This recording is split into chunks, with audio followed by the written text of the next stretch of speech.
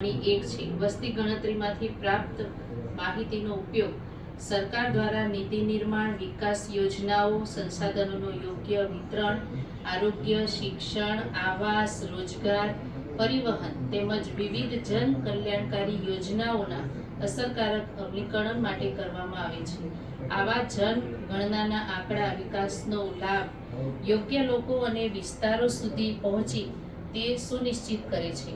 મેં મારી સ્વગણતરી સ્વગણના portal se.census.gov.in પર જઈ જરૂરી વિગતો ભરી પૂર્ણ કરેલી છે. હું તમામ નાગરિકોને અપીલ કરું છું કે તારીખ 17 મે થી 31 મે 2026 દરમિયાન યોજાનારી સ્વગણના પ્રક્રિયામાં સક્રિય રીતે ભાગ લો.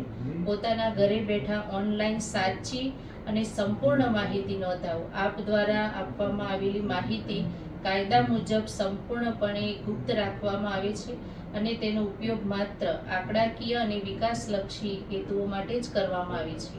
જનગણનામાં આપની ભાગીદારી રાષ્ટ્ર નિર્માણમાં આપનું મહત્વપૂર્ણ યોગદાન છે.